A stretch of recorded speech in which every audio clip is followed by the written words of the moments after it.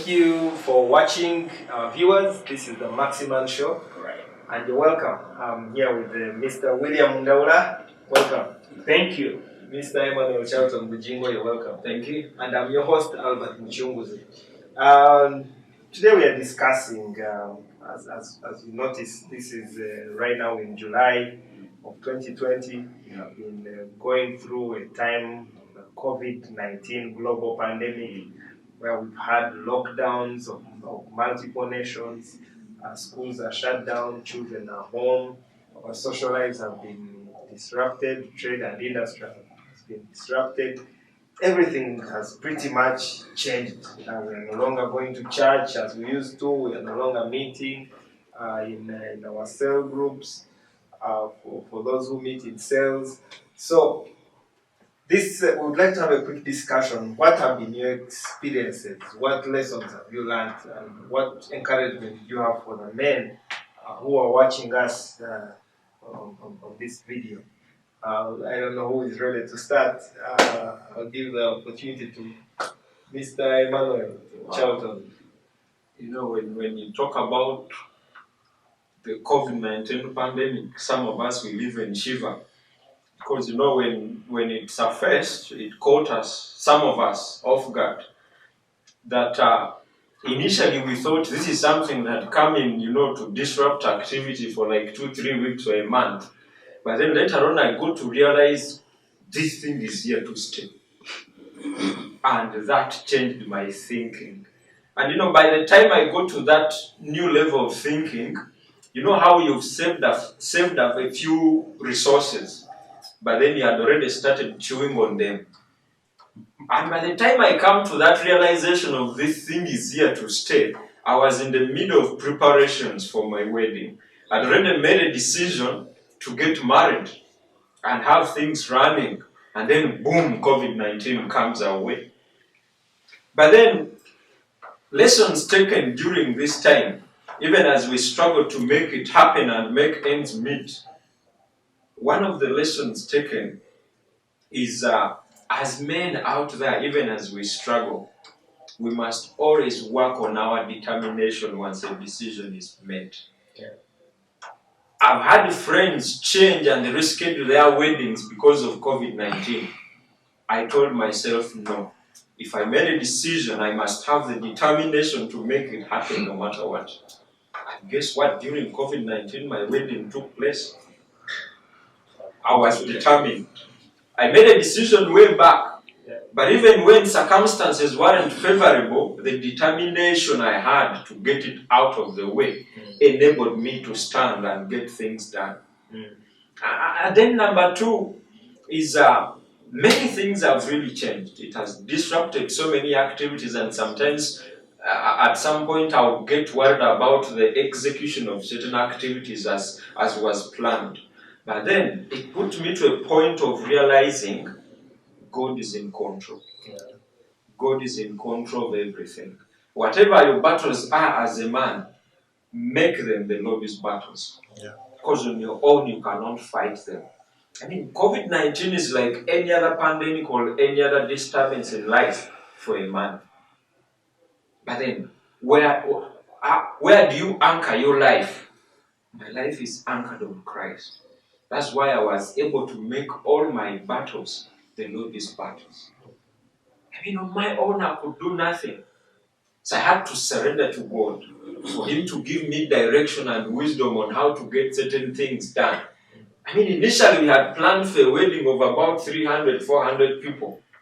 But then along the way we realized we cannot pull it off because of limited resources. We had to bring it down to about 50 people. 50 people. From church we hosted 50 people. And that was it. We couldn't get stuck into the earlier preparations of 300 people.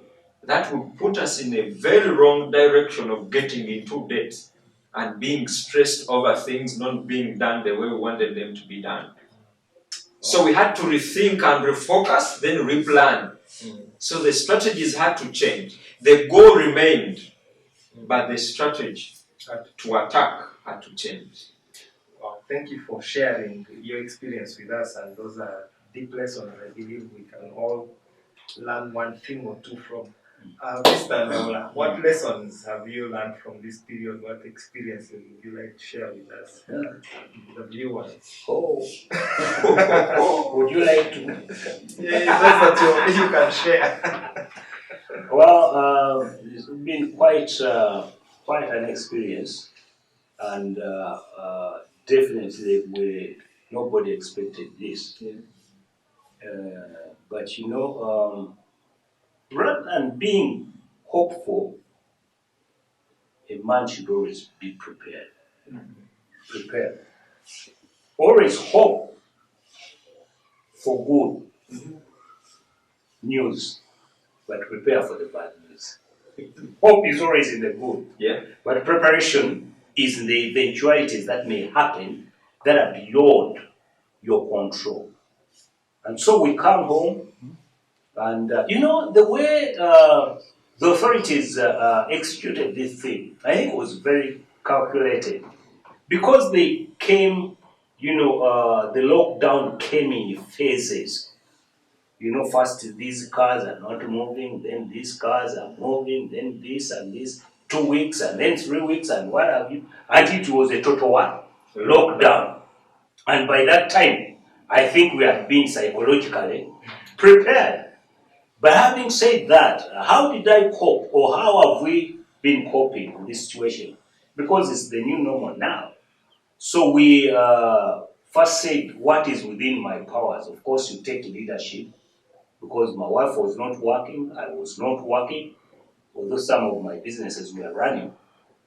But we were at home, and here I am with my wife, stuck with her, because every morning she would go to work and I would go to work.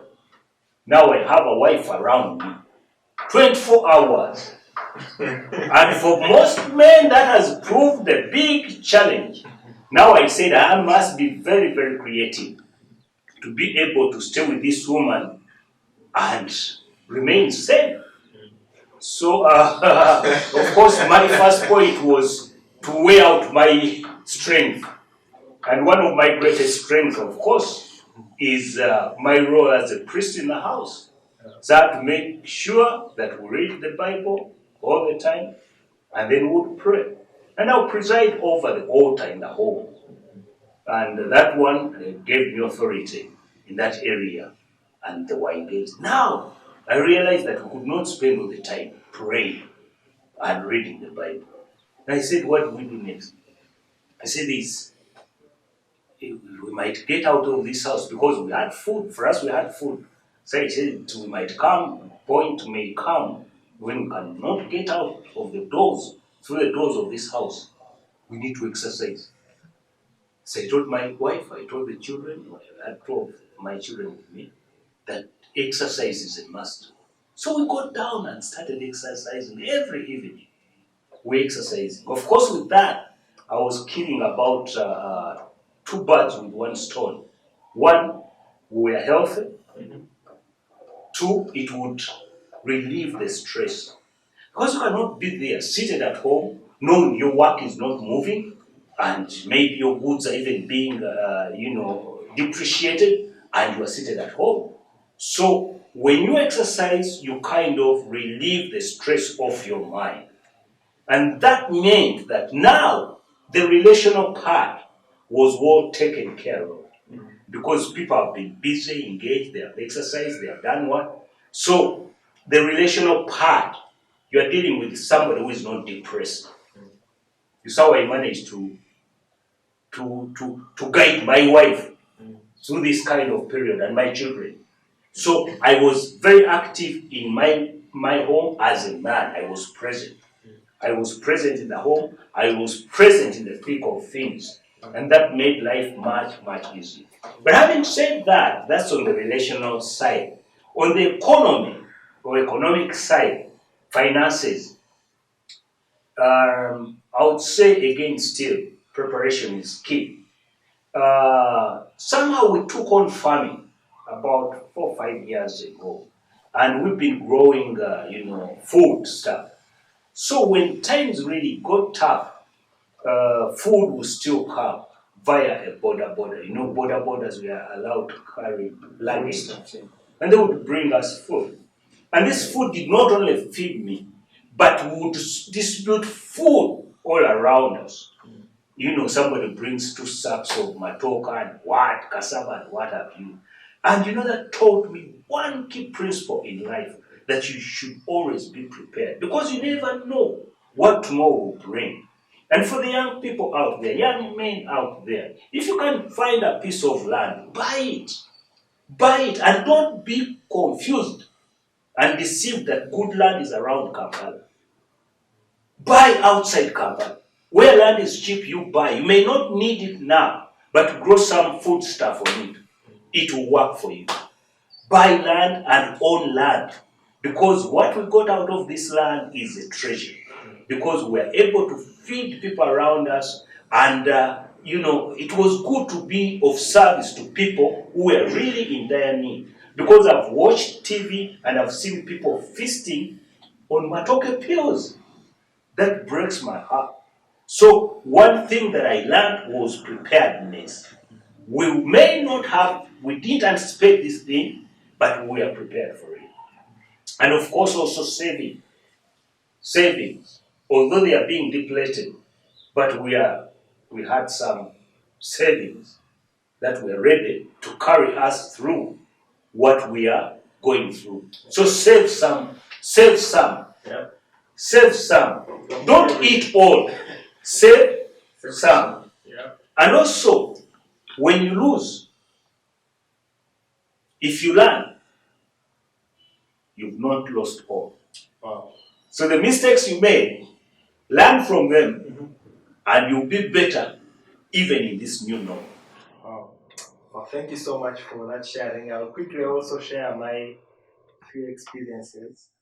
Uh, the lessons I learned, one is that change is a fact of life. And the only people who will enjoy life are those people who adapt to change very quickly. Um, I mean, there were with the restrictions in transport. I mean, there were so many able-bodied people that sat at their homes and waited for normality to return. But I remember in the lockdown, I walked up to so many far places and bought a bicycle, and I was able to do so many things with the movement that I was able to do during the lockdown. So I learned that change is a fact of life. And then I also learned the power of focus. Like you shared sometime, that what you focus on gets magnified. Right. I realized that instead of focusing on COVID, I can focus on something else. And the more I started distancing my focus from COVID, the smaller it became. And the things that I was focusing on were growing. I was focusing on what new ideas can I grow, what new businesses can I engage in. And I'm so amazed that during the lockdown, I started a business of welding, and it brought me some income. It was amazing that in such a difficult time, I was able to move on my bicycle, go to downtown where they had opened a few shops. I bought the equipment needed. When the hardwares had been opened, I was able to deal that. And so instead of focusing on the impossibilities, focus on the possibilities. And lastly, what I would like to share with the men who are watching are the words that I heard from Dr. Martin Luther King. He said, "If you cannot fly, run. If you cannot run, walk. If you cannot walk, crawl. But by all means, keep moving." Uh, that's what I have learned in this period of COVID. Instead of sitting back and resigning to life, you must keep moving. Whether it is very little movement, but you must keep moving. You cannot afford to stop moving, especially if you're a man, because manhood is a call to leadership. True. So be a leader in your home, be a leader in your nation. Let's magnify God and not magnify the problems. Jesus' name is greater than the name of COVID. Right. Yeah. don't focus, shift your focus. Let's focus on God, because He's got this thing in control, and I'm sure that He will take us through and we'll be successful. Sure. Thank you, gentlemen, for sharing. For those who are watching, this is the Maxi-Man Show. Remember to like our Facebook page and subscribe to our YouTube channel. We love you and we wish you the best. And on this show we say, manhood and Christ-likeness are synonymous.